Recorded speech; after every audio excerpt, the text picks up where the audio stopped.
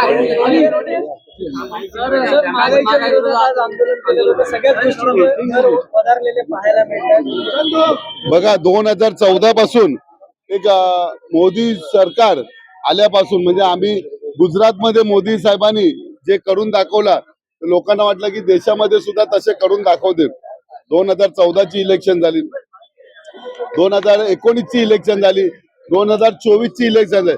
सलग 3 वेळा पंतप्रधान होण्याचा मान मोदीजींना मिळाला. परंतु महागाई जैसे थे, लोक जैसे थे, लोकांच्या राहणीमानामध्ये बदल झाला नाही. फक्त पंतप्रधानांच्या राहणीमानामध्ये बदल झाला. त्यांच्या कपड्याचा खर्च वाढला, त्यांचा ट्रॅव्हलिंगचा खर्च वाढला, त्यांच्या सुखसोयी वाढल्या. परंतु जनता जिथे आहे तिथे त्याच्यापेक्षा खाली खाली जात.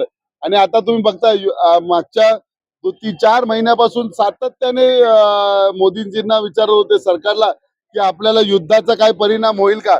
मोदीजी म्हणाले काही परिणाम होणार नाही, युद्ध कुठेही झालं तरी हिंदुस्थानाला काही फरक पडणार नाही. आणि जशा बंगाल आणि इतर राज्याच्या इलेक्शन संपल्या आणि मोदीजींनी आपला फणा काढायला सुरुवात केला.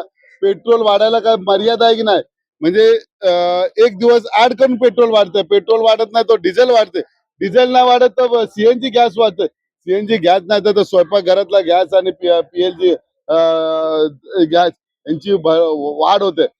या पेट्रोल डिझेलचा दरवाढीचा इफेक्ट भले त्या इंधनाची किंवा त्या गाड्यांची असला तरी त्याचा डायरेक्ट इफेक्ट हा सर्वसामान्य लोकांवरती पडत असतो. कारण प्रत्येक गोष्टी आणण्यासाठी आणि नेण्यासाठी ट्रॅव्हलिंग होते आणि ते सगळ्या ट्रक टेम्पो असाचा उपयोग होतो. आणि त्यांनी जर रेट वाढवलं की ऑटोमॅटिक भाज्यांचा रेट वाढतोय, भाज्यांचा रेट वाढतो, डाळी बिळी सगळ्यांचा रेट वाढतोय. त्यामुळे मध्यमवर्गीय लोकांचा कंबरडा मोडलाय. ज्यावेळी भाजपचा राज्य नव्हता त्यावेळी स्मृती इराणी आणि ज्यांचे प्रवक्ते होते 2 आणि 5 रुपये जर घरगुती गॅसचा भाव वाढ झाले तर दुसरे गॅस सिलेंडर डोक्यावर घेत होते. आज तर गॅस सिलेंडरचा भाव गगनाला भिडलाय.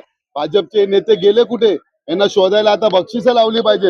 हे फक्त आणि फक्त इलेक्शनला हे पैसा गोळा करायचा आणि इलेक्शनला वापरायचा ही त्यांनी रणनीती केली. आज तुम्ही बघताय प्रत्येक ठिकाणी करप्शन करत. या देशामध्ये जास्त करप्शन झालं असेल, करप्शन या मोदी सरकारच्या राज्यात झालेलं आहे. त्यामुळे आम्ही विनंती करतोय की आम्ही तुम्हाला चांगल्या भावनेने तुम्हाला पंतप्रधान 2014 साठी केलेला. आम्ही शिवसेना असू दे किंवा इतर सर्व जनतेने तुम्हाला की देशामध्ये काहीतरी वेगळी क्रांती घडेल, परंतु क्रांती न घडता देश कुठेतरी देशोधडीला लागला. आज रुपयाची किंमत बाजारमध्ये काय आहे, 100 रुपयाच्या वरती गेली आहे रुपयाची किंमत. म्हणजे आपल्या देशाला डिमांड आंतरराष्ट्रीय स्तरावरती सुद्धा डिमांड कमी झालं. आज मलेशियामध्ये आपला 1 रुपया आणि त्यांचा 24 रुपये, म्हणजे छोटा देश असून सुद्धा आपल्या पैशाची व्हॅल्यू एवढी 24 पटीने पुढे आहे. म्हणजे अशी परिस्थिती जर झाली तर थोड्या दिवसांनी आपण भिकेला लागू आणि पाकिस्तानपेक्षा सुद्धा बेकार हालत आपल्या हिंदुस्थानाची होईल.